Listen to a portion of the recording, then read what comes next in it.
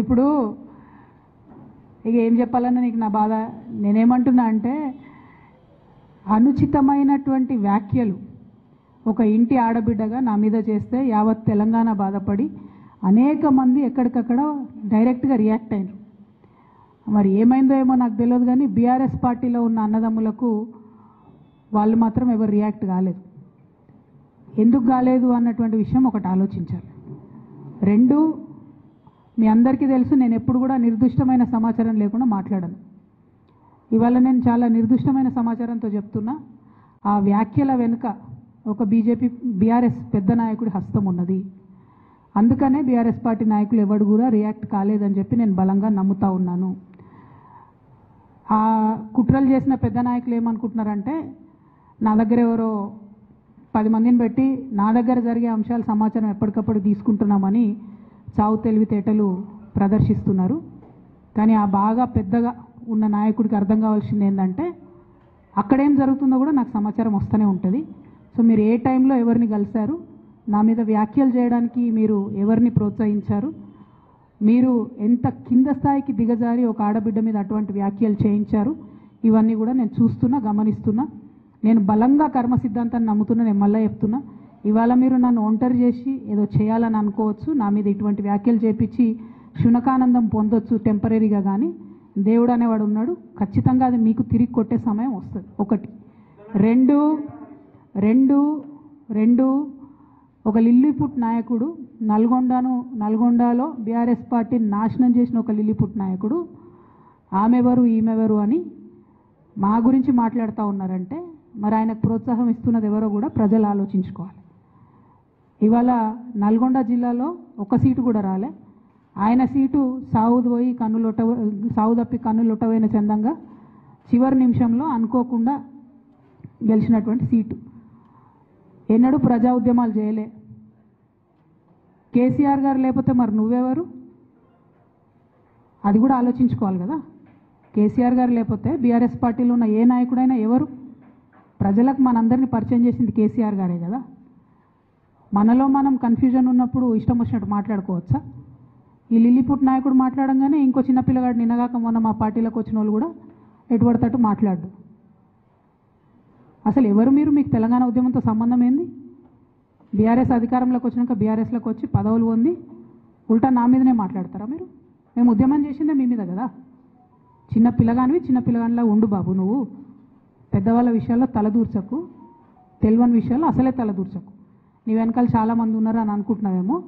వాళ్ళ సంగతి కూడా ప్రజలకు వస్తుంది, తెలుస్తుంది. ఎప్పుడో ఒకసారి అన్నీ బయటపడతాయి. ఒక ఆవేదనతో చెప్తున్నా, నేను ఉట్టిగా చెప్తలేను.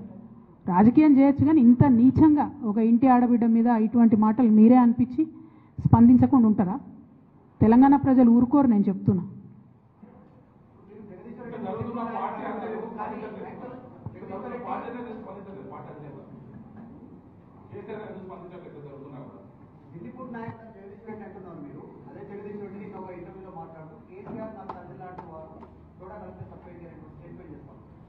నేనేమంటున్నా, కేసీఆర్ గారు నాకు తండ్రి.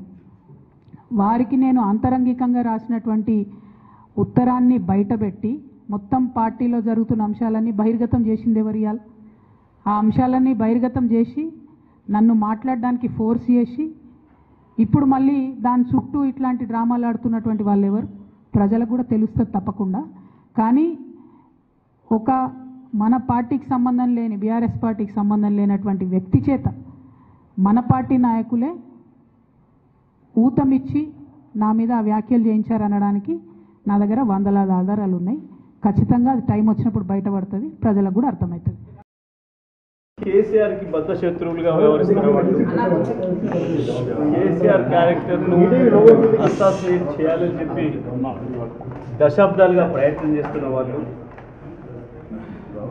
బీఆర్ఎస్ ఖతం చేయాలని చెప్పి ఆలోచిస్తున్న వాళ్ళు, ప్రయత్నం చేస్తున్న వాళ్ళు, దాంట్లో ముందరగా ఉన్న రేవంత్ రెడ్డి, రాధాకృష్ణన్ నా గురించి ఏం మాట్లాడినరో, ఏం రాసినరో గవే మాటల్ని మళ్ళీ వెళ్ళవేసే ప్రయత్నం చేసినందుకు ఆమెకి నా సానుభూతిని తెలియజేస్తా ఉన్నా. అంటే కవిత వెనకాల రేవంత్ రెడ్డి ఉన్నారంటున్నాను. ఆమె నేనేమంటున్నా, వారు ఉపయోగించిన పదాలలో ఈ మధ్యకాలంలో ఆ పదాలను ఉపయోగించింది మొదటగా రేవంత్ రెడ్డి, తర్వాత రాధాకృష్ణ. అదే పదాలని ఇవాళ మీరు వారి మాటల్లో చూశారు. మీకు స్పష్టంగా కనబడుతుంది కేసీఆర్ శత్రువుల చేతుల్లో వాళ్ళు మాట్లాడుతున్న ఆయుధాలని, వాళ్ళు మాట్లాడుతున్న మాటల్ని తను తీసుకుంటున్నందుకు, తను బల్లె వేస్తున్నందుకు,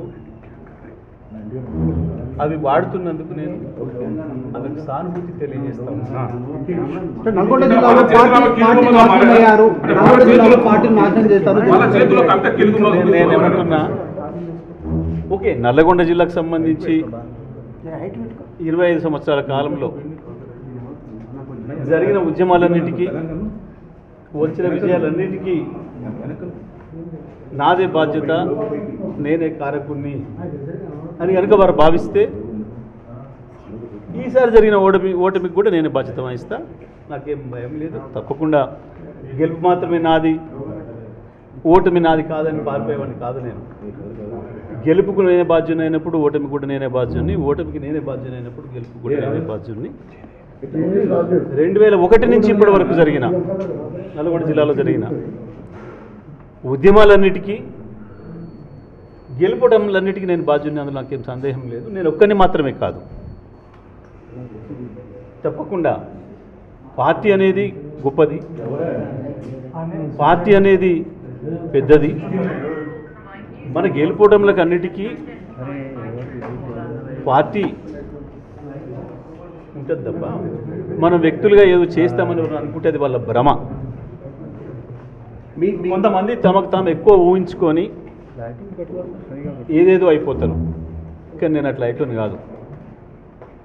నేను పార్టీ సైనికుల్ని, పార్టీలో క్రమశిక్షణ గల సైనికుల్ని 25 ఏళ్ళుగా. ఆ విషయం కేసీఆర్ గారే ఎన్నో సందర్భాల్లో చెప్పారు, మీ అందరి సాక్షిగా. కాబట్టి